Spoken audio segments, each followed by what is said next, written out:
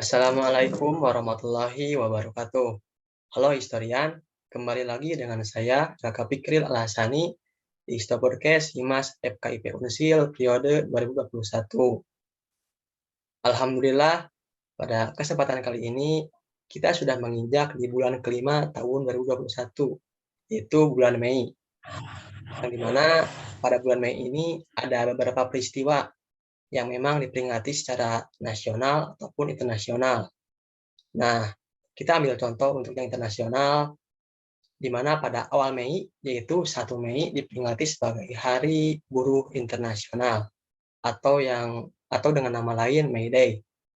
Tujuannya yaitu untuk memperingati Hari Buruh Sedunia untuk mendapatkan hak-hak buruh agar bisa sejahtera.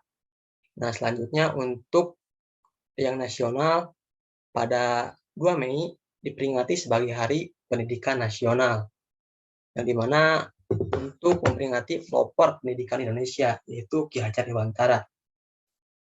Nah, maka dari itu, menyinggung dari hal yang sebelumnya, di sini saya kepikir Al-Hasani sudah ditemani oleh narasumber yang sangat berkompeten. Assalamualaikum, A.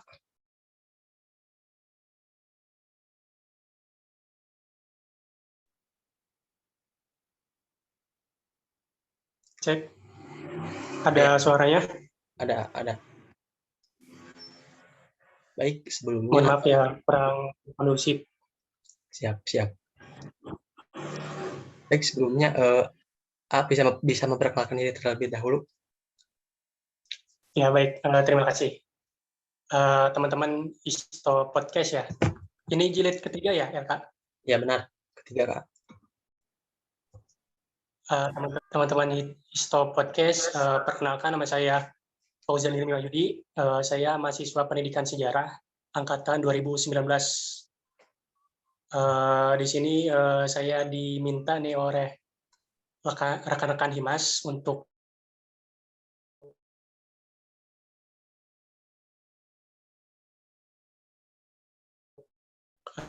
mengisi tragedi, mungkin seperti itu. Nah, terima kasih, Kak. Baik, terima kasih juga. Nah, menyinggung dari hal yang tadi gitu ya, yang kejadian tadi, tepatnya kemarin itu tanggal 12 Mei pada tahun 98, yang dimana Indonesia itu berada dalam krisis moneter. Sebab pada tahun itu dimana pemerintahan Soeharto itu akan turun. Salahnya pemerintah itu ketika krisis moneter, pemerintah malah menaikkan BBM dan tunggakan listrik, yang dimana dari DPR dan mahasiswa pun tidak diam. Pendapat dari DPR mengatakan bahwa persetujuan dinaikannya BBM itu disetujui oleh satu pihak saja. Nah, untuk mahasiswa pun mereka tidak diam, mereka tidak menyetujui karena kepedulian mereka terhadap rakyat. Nah, maka dari itu, tepat pada tanggal 12 Mei tahun 98, para mahasiswa seluruh Indonesia turun ke jalan untuk berdemonstrasi atas ketidaksetujuan mereka terhadap dinaikannya BBM dan tunggakan listrik tersebut. Tapi ketika pada saat itu, tepatnya dari Universitas Trisakti, 4 mahasiswa terbaiknya ditembak mati oleh aparat negara. Nah, saya juga belum tahu sebenarnya gitu ya, mengapa mahasiswa tersebut ditembak mati oleh aparat negara. Nah, maka dari itu kita tanyakan saja kepada narasumber yang sudah ada tentang bagaimana sih kronologi dari peristiwa Trisakti ini sampai sekarang masih membenang bagi seluruh mahasiswa di Indonesia ini. Tempat dan waktu dipersilakan. Baik. Mungkin hari ini gitu, 23 tahun yang lalu kita menyaksikan sebuah tragedi yang memang sangat menyentuh hati kita semua. 4 orang mahasiswa Trisakti tewas berondong oleh timah panas dari aparat kepolisian Dan memang ini menjadi catatan kelam tersendiri bagi bangsa Indonesia, dan kasus HAM-nya sendiri sampai sekarang masih belum jelas itu siapa orang-orang yang terlibat di dalamnya atau petinggi-petinggi militer yang terlibat di dalamnya gitu. Dan ini menjadi catatan HAM tersendiri bagi Indonesia dan menjadi PR bahkan untuk pemerintah saat ini.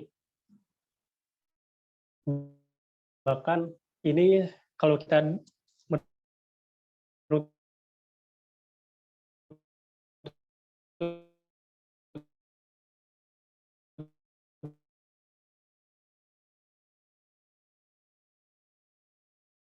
dari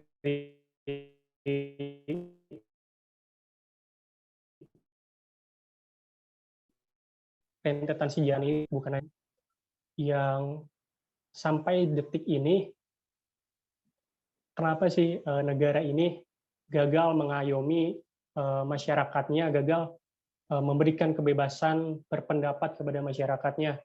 Bahkan beberapa waktu yang lalu kita sempat disuguhi oleh pemandangan yang sangat tidak mengenakan, pemandangan yang memang sangat mengganggu nalar dan pikiran dan hati kita sendiri gitu.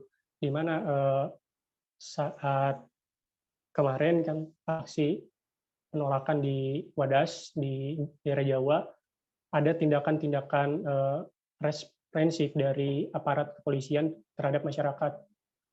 Nah, di mana masyarakat memang menolak terjadinya tambang di daerah tersebut. Dan juga jangan jauh-jauh teman-teman dari sejarah gitu di sini, teman-teman Isto Podcast yang menyaksikan hari ini. Beberapa waktu yang lalu kita di Tasikmalaya juga sempat ada demonstrasi besar-besaran menuntut dicabutnya izin tambang di daerah Gunung Galunggung. Nah, itu juga menjadi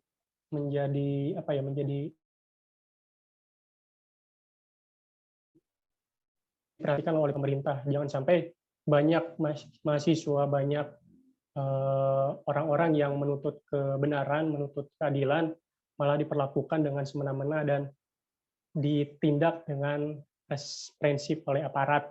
Kemarin juga sempat heboh di media soal aksi May Day ya di Jakarta, di mana para buruh, para pelajar itu diperlakukan, digebugin, wah luar biasa sekali. Kalau kita berbicara tentang kekerasan aparat di Indonesia ini sangat panjang nih.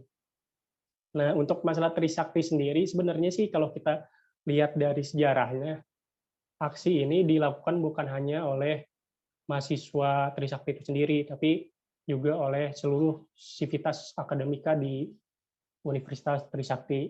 Bahkan dosen, dekan, dan lain sebagainya ikut turun menyuarakan pendapat mereka tentang kondisi Indonesia yang saat itu sedang carut-marut. Bahkan memang rupiah ya, itu dengan dolar itu timpangnya jauh sekali gitu kan, sekian belas ribu.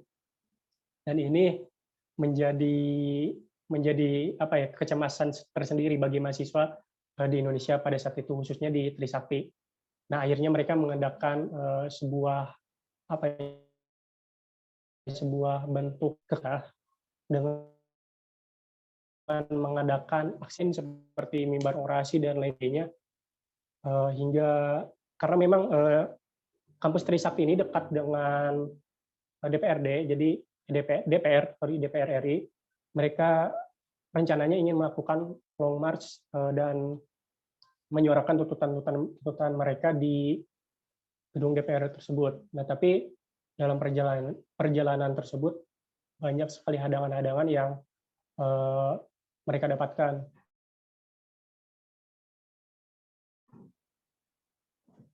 Nah, sebenarnya saat tersebut mereka ini melakukannya dengan sangat damai gitu. Bahkan para mahasiswi itu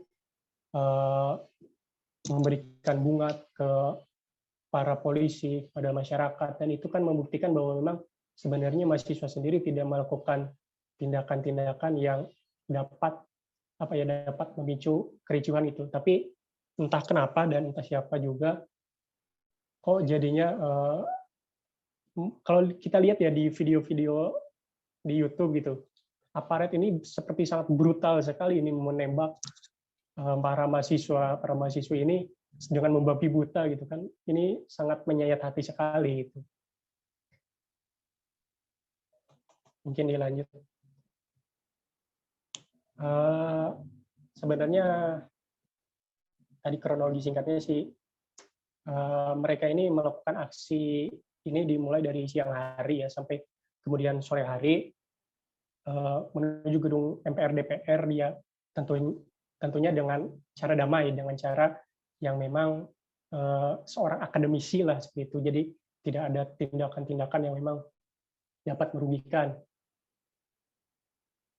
Nah, aksi ini juga dipimpin oleh ketua senatnya atau ketua BEM mungkin kalau zaman sekarang, sempat melakukan beberapa kali negosiasi dengan komandan yang ada di sana, dengan komandan ABRI yang ada di sana, tapi dari komandan ABRI sendiri tidak mengizinkan mereka untuk bergerak lebih maju lagi, tapi meminta untuk mereka untuk kembali lagi ke kampus.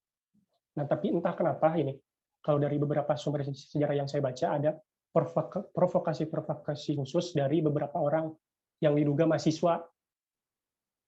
Nah, para yang terduga mahasiswa ini, bahkan mereka ini disebutnya ngakunya alumni ya. Mereka melontarkan kata-kata yang tidak pantas kepada aparat kepolisian, hingga akhirnya para aparat kepolisian pun terpancing juga untuk sedikit menggertak mahasiswa ini gitu. Nah, saat mereka hendak telah melakukan pendapatnya dengan cara berorasi, dengan lain sebagainya gitu kan, mereka akhirnya disuruh putar balik ke kampus mereka, ke Trisakti. Tapi di saat itu ada beberapa aparat kepolisian yang memang mengeluarkan kata-kata yang tidak pantas kepada mahasiswa gitu. Sepertilah dikatain misalnya, wah mahasiswa begini nih, mahasiswa begitu kan. Mahasiswa ya namanya anak muda ya, dikatain goblok misalnya gitu. Mohon maaf, ngamuk lah gitu kan. Ini apalagi di situasi demonstrasi yang memang saya juga paham psikologi massa ketika aksi itu bagaimana. Ya ketika dikatain seperti itu ya pasti ngamuk lah gitu dari mahasiswa sendiri. Akhirnya mereka berkata balik lah ke para aparat, dan aparat menanggapinya dengan sangat sangat serius sekali gitu kan. Langsung dibredeli dengan tembakan-tembakan ke arah para mahasiswa. Walaupun alibinya para aparat ini ya peluru yang mereka gunakan adalah peluru karet.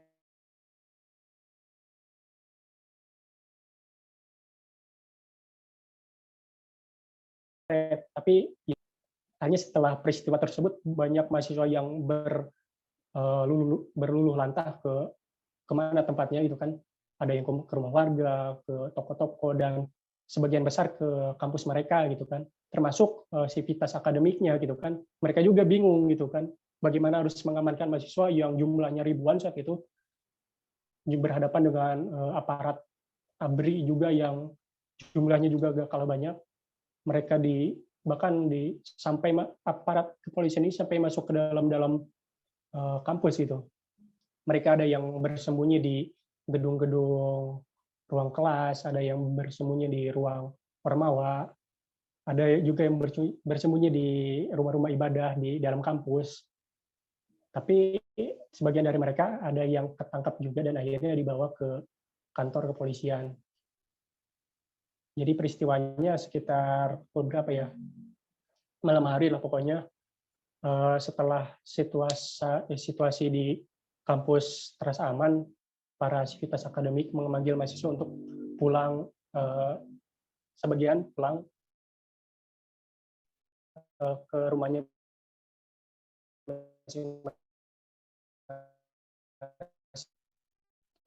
tentunya dengan ada hal yang memilukan, itu 4 orang mahasiswa dinyatakan tewas terkena peluru aparat kepolisian. Walaupun dari aparat kepolisian sendiri mengatakan bahwa mereka ini meninggal karena pelurunya ini tidak peluru ditembakkan langsung, tapi memantul dulu ke tanah gitu kan. Walaupun pada akhirnya kasus ini sih sampai sekarang belum jelas juga ya, seperti yang saya singgung dari awal, siapa komandannya, siapa yang memerintahkannya, walaupun sebenarnya ya saya juga tahu sih sebenarnya siapa yang ada di balik ini semua ya gitu kan. Kita nggak usah jauh-jauh lah kenapa pemerintah saat ini tidak mau menyelesaikan kasus HAM di 98 ya karena mereka sebagian besar masih berkecimpung juga gitu orang-orangnya, orang-orang pelanggar HAM ini di dalam pemerintahan. Kenapa Presiden Jokowi di saat awal kampanyenya menjanjikan bahwa saya akan menuntaskan kasus HAM nih. Tapi sampai detik ini gitu kan, sampai saat ini gitu kan, nggak ada gitu kan. Cuma sekedar ucapan-ucapan dan tidak bisa direalisasikan dengan nyata gitu kan. Bagaimana pengangkatan orang-orang yang terduga dan 8 ini dimasukkan ke dalam struktur-struktur penting di pemerintahan. Bahkan sebelum era Jokowi pun, di era SBY pun sama seperti itu. Jadi kita nggak usah heran lah kalau kenapa kasus 98 tidak bisa dan mungkin tidak akan pernah bisa terungkap ya kalau presidennya atau kalau orang-orang di pemerintahan yang bersih itu sendiri tidak berani untuk menyurahkan kebenaran gitu. Terbukti juga dari misalnya aksi Kamisan nih. Aksi Kamisan ini dari tuntutan beberapa orang keluarga korban ya yang hilang. Korbannya ini bahkan hilang ya, bukan meninggal lagi, bukan apa lagi, tapi hilang, diculik. Kabarnya belum jelas jasadnya. Keluarga ini setiap hari Kamis, makanya disebut hari Kamisan, berdiri di depan istana gitu, melakukan aksi damai, menggunakan baju setelan hitam-hitam gitu kan di depan istana, tapi selama bertahun-tahun berganti rezim pun tidak pernah ada satupun pemimpin negara yang mau duduk bersama dengan mereka gitu kan. Ya ini cukup miris juga gitu kok. Sebenarnya kalau kita mau meruntut sejarah juga, kalau bagaimana sih Indonesia bisa menuntaskan kasus HAM ini gitu kan.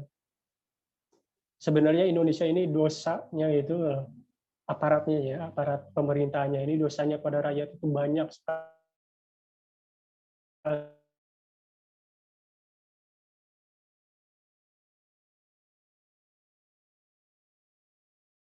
gitu. Anggota dari Partai Komunis Indonesia, padahal memang tidak ada bukti langsung dan tidak ada bukti pengadilan yang menyebutkan bahwa mereka memang simpatisan dari PKI. Sampai saat ini kasus HAM-nya juga tidak jelas itu. Makanya kenapa kasus HAM di Indonesia tidak jelas ya karena orang-orang yang melakukan kejahatan HAM-nya itu sendiri ada di pemerintahan. Entah yang terlibat di 65, entah yang terlibat di tahun 70-an, maupun yang terlibat di tahun 98. Pun yang terlibat di kasus-kasus HAM yang terjadi saat ini gitu. Mungkin seperti itu sih, Kak. Nah, baik, mantap sekali gitu ya. Nah, memang itu ya HAM di Indonesia itu belum bisa beres, juga akan beres kalau bukan dari atasan atau dari pemerintah perubahannya. Nah, menyinggung yang tadi gitu ya, yang aparat, pasti kan suatu hal ataupun kejadian pasti ada pertanggungjawabannya, maupun itu di dunia ataupun di akhirat. Nah, untuk kali ini pastikan pertanggungjawaban di dunia. Nah, pasti dari tersangka yang penembakan Trisakti itu pasti dari hukum. Nah, saya juga pernah membaca hanya selewat si penembak itu hanya dihukum beberapa tahun itulah. Nah, jikalau kita dibandingkan gitu ya, 4 nyawa cuman dibalas dengan kurungan penjara hanya beberapa tahun, sangat tak sebanding sama sekali. Nah, maka dari itu memang itu ya keadilan di Indonesia itu jadi tumpul ke atas, tajam ke bawah, maupun dari zaman sekarang sampai zaman 98 juga lah. Contohnya dari beberapa tahun sebelumnya gitu, yang kasus Novel Baswedan yang disiram air, yang dimana si pelaku itu hanya di penjara beberapa tahun, sedangkan si pelaku yang aslinya itu belum tertangkap sebenarnya. Jadi itu hanya motif atau isu supaya bahwa memang si itunya udah ditangkap. Nah, menyikapi hal tersebut, menurut Pak Ujan gitu, nyinggung dari hal keadilan di Indonesia itu seperti apa? Baik, menarik juga ya. Kalau kita lihat tadi juga yang pertama, Elka juga udah singgung kenapa sih pelaku ini gitu, pelaku tragedi Trisakti ini dihukum kok cuma beberapa tahun. Bahkan saya baca juga mereka ini dihukum kurang dari 1 tahun gitu kan. Tapi yang saya soroti sih sebenarnya bukan pelaku yang ada di lapangan ya, karena yang dihukum ini sebenarnya orang-orang yang yang melakukan di lapangan gitu. Tapi yang harusnya disorot dan diperhatikan oleh pemerintah sih sebenarnya aktor di balik peristiwa ini siapa gitu. Siapa sih yang memerintahkan mereka untuk melakukan tindakan represif terhadap mahasiswa Trisakti tersebut. Saat itu sih banyak spekulasi lah yang menyebutkan beberapa tokoh-tokoh di Indonesia terlibat, dan tokoh-tokoh tersebut masih ada di dalam pemerintahan. Kita gak usah sebut lah, bisa takutnya menyinggung gitu kan, ada pihak-pihak yang tersinggung. Tapi kita tahu lah gitu, ada orang dari partai mana gitu kan. Kita juga mahasiswa tidak condong ke politik manapun gitu. Bahkan pemerintahan saat ini gitu kan, dengan misalnya Megawati tahun 98 dengan PDI-nya menyatakan bahwa kasus Trisakti ini sangat ditempatkan sebagai kejahatan HAM yang luar biasa, gitu kan. Padahal beberapa tahun kemudian saat Megawati ini memimpin, beliau juga melakukan genosida besar-besaran terhadap rakyat Aceh gitu, dengan melakukan DOM atau daerah operasi militer. Nah, maka daripada itu sih makanya bisa dibilang mahasiswa ini oposisi sejati lah gitu. Kita tidak terlibat dalam kepentingan politik manapun, kita tidak terlibat dalam kepentingan apapun gitu kan. Terus masalah keadilan di Indonesia, menarik juga tadi disinggung soal novel Baswedan ya. Kasus novel ini sudah bertahun-tahun tapi kok masih buram gitu. Walaupun sebenarnya pelaku sudah ditangkap juga, tapi saya duga sih pelaku tersebut bukan pelaku utama ya, bukan aktor utama kenapa novel ini bisa diserang. Dan juga baru kemarin hangat sekali novel Baswedan beserta 75 orang lainnya ya kalau tidak salah. Mereka ini dikeluarkan dari KPK karena mereka dianggap tidak berintegritas, tidak berkompeten lah gitu. Karena tidak lolos tes wawasan kebangsaan gitu kan. Di mana tes wawasan kebangsaan ini cukup konyol juga gitu bagi saya gitu kan. Ada beberapa pertanyaan seperti seperti sholat subuh pakai kunut atau enggak gitu kan. Itu sangat luar biasa konyol sekali gitu kan. Bahkan dari kalangan ormas Islam Muhammadiyah pun sempat menyuarakan pendapatnya bahwa memang tes wawasan kebangsaan ini sangat konyol gitu untuk dipertanyakan dalam sebuah tes yang disebut tes wawasan kebangsaan. Jadi sebenarnya sih, dan juga masalahnya saat ini kenapa keadilan di Indonesia ini sangat susah sih ya, karena negara kita ini bukan negara yang murni dipimpin oleh orang-orang pemerintahan saat ini, tapi kita negara yang memang juga dipimpin juga oleh para pebisnis juga gitu kan. Tidak bisa dipungkiri juga gitu. Bagaimana aparat pemerintah ini bekerja sama dengan para pebisnis gitu untuk melancarkan bisnis mereka, bahkan orang-orang di pemerintahan juga sejatinya merupakan pebisnis gitu. Mereka sengaja masuk ke pemerintahan supaya bisnis mereka bisa lancar gitu. Jadi ya nggak usah aneh lah kalau keadilan di Indonesia kenapa selalu tumpul gitu kalau ke bawah, dan selalu tajam ke bawah dan sangat tumpul ke atas ya, karena memang ya sangat tidak jelas lah orang-orang yang ada di pemerintahnya itu sendiri itu. Dan juga memang untuk untuk masalah novel ya, kasus Novel Baswedan ini, bahkan yang dihadapinya sendiri bukan orang-orang yang ada di pemerintahan sendiri gitu, yang tidak memberikan keadilan terhadap dia, tapi juga para pendukung pemerintahnya sendiri lah, kalau yang kita sebut sebagai buzzer lah. Bagaimana para buzzer-buzzer ini menuduh KPK ini di dalamnya ada Taliban, ada teroris, ada ya karena orang-orangnya seperti Novel Baswedan hanya karena mungkin tampilannya katanya ke Arab-Araban kayak kan tidak relevan gitu kan. Ya terserah mau penampilan orang-orang di KPK ini mau seperti apa, tapi yang kita nilai masyarakat selama ini puas kepada KPK ya karena integritas mereka dan keberpihakan mereka terhadap rakyat gitu kan.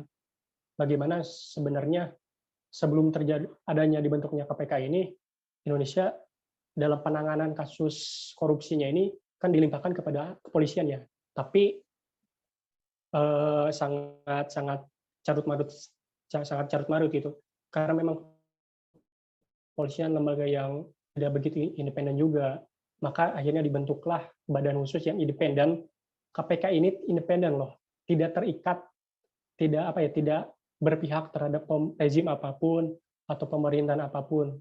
Ya tapi belakangan ini dirubahlah. 2019 yang lalu ada undang-undang khusus yang akhirnya sedikit demi sedikit kita rasakan perubahannya di dalam tubuh KPK yang diisi oleh aparat-aparat kepolisian. Jadi ya seperti balik lagi ya sebelum KPK ini dibentuk gitu. Jadi kepolisian ini sangat sangat menanggung jawabi sekali gitu masalah kasus korupsi.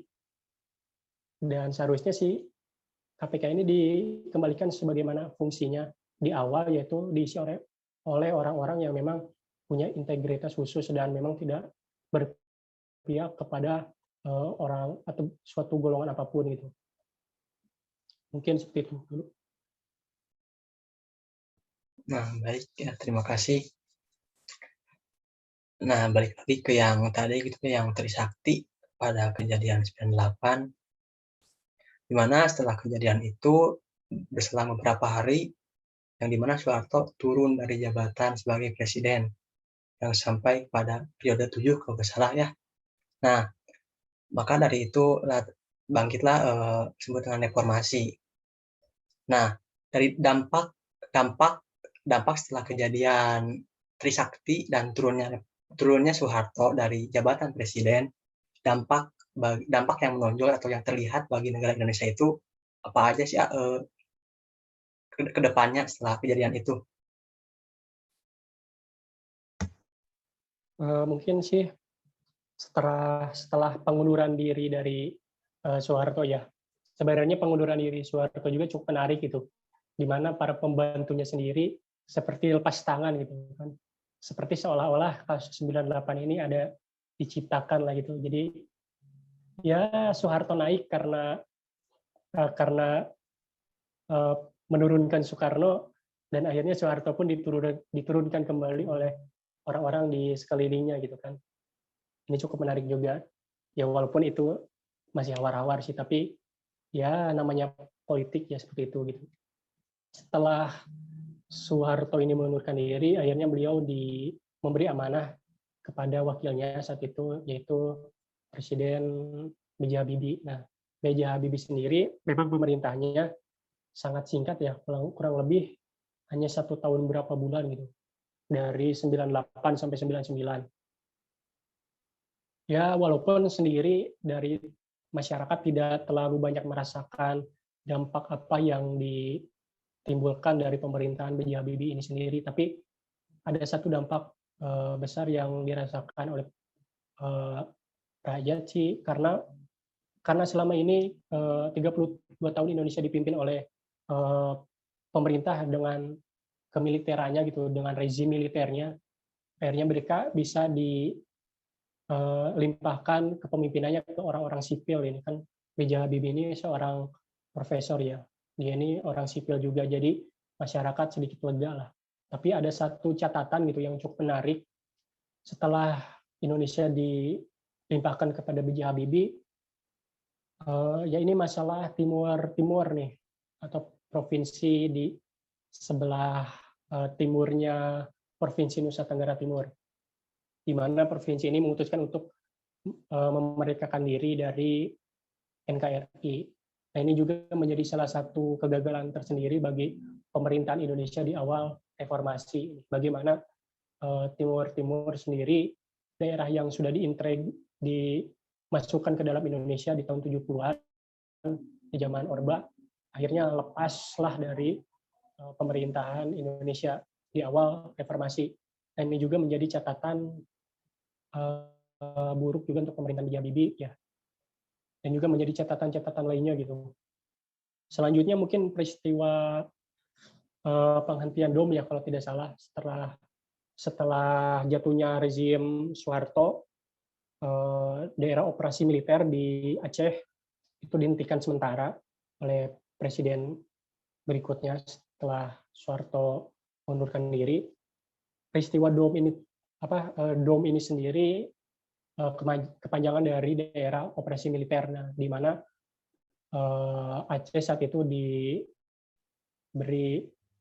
sebutan ini karena memang daerah ini sedang ada konflik saudara lah, di mana rakyat Aceh menuntut untuk memerdekakan diri sama seperti Timur Timur, tapi kasusnya ini jauh lebih luas lagi, jauh lebih kompleks lagi, tidak hanya sekedar Timur Timur gitu kan karena perbedaan ras dan lain sebagainya, tapi lebih kepada kekecewaan rakyat Aceh terhadap pemerintahan pusat yang memang tidak berpihak ya terhadap rakyat Aceh yang kekayaannya sangat luar biasa sekali itu. Jadi Aceh ini salah satu penyumbang dana terbesar di awal-awal kemerdekaan Indonesia, bahkan Tengku Hasan Cikditiro sendiri menyumbangkan bersama dengan rakyat Aceh ini menyumbangkan sebuah kapal ya kalau tidak salah, kapal atau pesawat ini terhadap untuk Indonesia untuk transportasi lah, untuk kemudahan sebuah negara yang baru merdeka. Padahal kalau kita lihat dari catatan sejarah sebenarnya Aceh ini sebenarnya sudah termasuk negara yang bisa merdeka gitu loh. Karena setelah lepasnya Indonesia dari cengkraman Hindia Belanda di tahun 42 ya, di daerah saya juga Belanda ini menyerah terhadap Jepang di Kalijati, Subang tahun 42. Sebenarnya Aceh itu sudah merdeka karena memang dia ini tidak masuk ke dalam Jepang gitu kan. Tapi pada nyatanya akhirnya Soekarno saat itu bertemu dengan wali-wali yang ada di Aceh, bertemu dengan ulama-ulama yang ada di Aceh untuk meminta dengan bahkan sampai bersendu dengan air mata sendiri gitu kan Soekarno untuk meminta Aceh untuk bergabung di Indonesia. Balik lagi ke 98, banyak dampak yang dirasakan juga. Salah satunya terkait situasi politik. Ada pemilu 99 juga, di mana untuk pertama kalinya Indonesia mengadakan pemilu secara demokratisnya gitu kan. Selama ini sebelum 98, semenjak era pemerintahan Soeharto kan kita cuma punya 3 partai ini kan. Yang pertama partai P3, PPP, Persatuan Pembangunan, terus partai PDI, belum pakai Perjuangan, kemudian partai Golkar. Nah, dari ketiga partai ini yang selalu menang partai Golkar. Nah, kebetulan juga partai Golkar ini memang partainya partai pendukung pemerintah juga gitu kan. Nah, 99 lepaslah Soeharto dari jabatannya. Saat itu banyak bermunculan partai-partai baru gitu, yang akhirnya mewarnai hasanah demokrasi di Indonesia. Dan hingga saat ini memang banyak dampak positif yang kita bisa rasakan dari reformasi ini. Salah satunya juga dampak kebebasan pers ya, kebebasan berekspresi. Saat ini mungkin kita bebas mengkritik pemerintah dengan kritik kita yang tajam, walaupun saat ini ada undang-undang ITE juga nih. Saya juga merasa pemerintah saat ini kok seperti pemerintahan Orde Baru terbaru gitu. Kok malah mundur lagi gitu. Kita sudah enak-enak gitu kan memperjuangkan kebebasan berekspresi, kok malah dibatasi dengan undang-undang ITE gitu kan. Mungkin seperti itu, Kak. Sok dilanjut dulu. Nah, itu ya berapa dampak dari kejadian 98 perihal dari yang kejadian Trisakti. Yang pertama yaitu tadi pemilu, mana ya sebelum Soeharto turun ya hanya dipilih oleh beberapa partai. Nah, tapi setelah Soeharto turun, banyak partai-partai yang ada di Indonesia ini. Nah, jadi dari awal gitu ya, memang kejadian Trisakti ini sampai sekarang belum jelas atas HAM dan keadilan. Karena ya memang dari atasnya juga susah gitu. Indonesia tuh ingin adil atau ingin adil sama rata, tetapi ya dari pemerintah juga memang begitu, jadi ya ke bawahnya juga gitu. Nah, terasa gitu waktu dari awal diskusi sampai akhir akan cepat beres gitu. Sangat seru gitu ya membahas tentang pemerintahan politik yang ada di Indonesia ini. Tapi ya kekurangan waktu gitu. Tapi kita bisa saja di lain waktunya. Nah, sebelum ditutup ada saran atau masukan gitu untuk materi yang barusan ataupun ya atau yang lain gitu. Persilakan. Baik, makasih, Kak. Cukup menarik juga sih sebenarnya kalau kita ngomongin masalah HAM di Indonesia gitu. Khususnya ini juga mengenai gerakan mahasiswa ya, di mana sampai saat ini gerakan mahasiswa ini masih tetap eksis kok. Jadi kalau ada yang bilang gerakan mahasiswa kok pada kemana gitu kan, ada sebenarnya, cuma memang gerakan mahasiswa sekarang cenderung kurang solid dan memang kurang terarah gitu kan. Berbeda dengan gerakan-gerakan mahasiswa di tahun 66, di tahun 98 yang memang terbukti mampu meruntuhkan sebuah rezim gitu kan. Tahun 66 angkatannya Suhokji, mereka mampu menggulingkan pemerintahan Soekarno yang mulai diktator dan mulai agak-agak komunis lah gitu kan. Kemudian 98 mereka juga berhasil menurunkan Presiden Soeharto dengan kediktatorannya juga, dengan kefasisannya. Tapi di tahun ini di akhir-akhir ini kenapa gerakan mahasiswa Indonesia selalu tidak goals gitu kan, bahkan memang dari saya sendiri gitu, gerakan mahasiswa sekarang yang memang cenderung gerakan mahasiswa yang instan gitu kan, tidak punya dampak yang jauh, tidak punya dampak yang jelas ke depannya, hanya sekedar misalnya kita aksi May Day, ya udah aksi May Day aja gitu kan, tetap gitu kan, aksi 1 Mei memperingati, habis itu ya sudah gitu, kita follow up lagi ya tahun depan gitu kan. Ini juga menjadi catatan tersendiri bagi saya sendiri sebagai mahasiswa yang memang cukup konsen juga di gerakan mahasiswa, tapi ya bagaimana ya, gerakan mahasiswa sekarang yang memang terfokusnya hanya sekedar seremonial saja gitu. Selanjutnya sih saya juga cukup senang ya ketika rekan-rekan IMAS mengadakan podcast seperti ini gitu kan, menjadi hasanah untuk berdiskusi dan untuk berdialektika bersama-sama gitu. Mungkin pesan saya sih terhadap rekan-rekan yang nonton di Istop Podcast ini ya, tetap jaga nalar kritisnya, tetap jaga sebagai seorang mahasiswa gitu, mengkritisi pemerintah, mengkritisi segala bentuk kebijakannya gitu kan, jangan masuk ke dalam lingkaran bursa politiknya para penguasa dan para politisi gitu kan. Marilah kita beroposisi dengan rakyat, karena kemudian dari obrolan tadi juga kita cukup seru juga gitu ngomongin pemerintahan gitu. Emang kalau gibahin pemerintahan itu paling senang lah kita. Hobinya mahasiswa itu ya gibahin pemerintah gitu kan. Nu gawena teh ecrek lah gitu. Ya, satu kata dari saya sih, luar biasa sekali rekan-rekan Dimas periode sekarang, periode Cokroaminoto. Saya kemarin 1 periode di Himas, di Kabinet Sudirman, juga merasakan lah IMAS ini sebagai tempat berproses kita menuju orang-orang yang lebih baik lagi ke depannya. Bukan hanya sekadar mahasiswa yang hanya duduk, menulis, mengerjakan tugas, menatap layar Zoom, dan lain sebagainya, tapi juga berorganisasi juga. Ini salah satu bentuk proses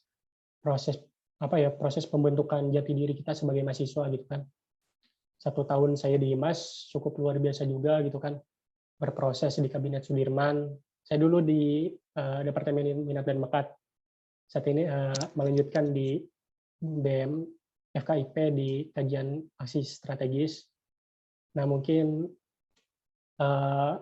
tetap semangat juga buat rekan-rekan 2020. Insya Allah tahun depan atau semester depan ya, semester 3 kalau angkatan 2020 ini, insya Allah kita kuliah offline ya. Insya Allah nanti kita banyak berdialektika dan berdiskusi secara langsung gitu.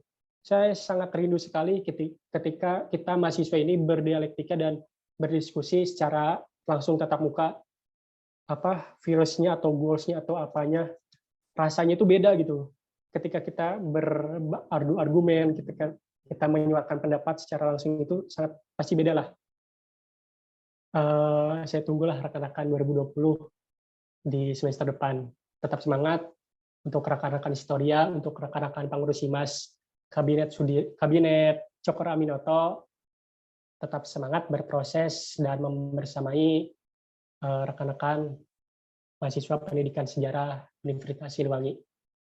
Atur nuhun, billahi fisabilillah, fastabiqul khairat. Wassalamualaikum warahmatullahi wabarakatuh. Terima kasih. Terima kasih juga gitu ya kepada Pak Ujan yang sudah menyempatkan waktu untuk memberikan sebuah materi di Histoporkes kali ini. Terima kasih juga atas masukan dan saran yang barusan sudah disampaikan, sangat luar biasa. Terima kasih juga kepada rekan-rekan semua yang sudah mendengarkan Histoporkes dari awal sampai akhir. Mohon maaf bila banyak kesalahan dan kekurangan. Saya Elka Fikri Lasani dan Pak Ujan Hilmi Wahyudi mengundurkan diri. Wassalamualaikum warahmatullahi wabarakatuh. Historian, satukan tekad dalam satu suara, satu kami dalam satu suara, Pipala Historia. Historia Jaya.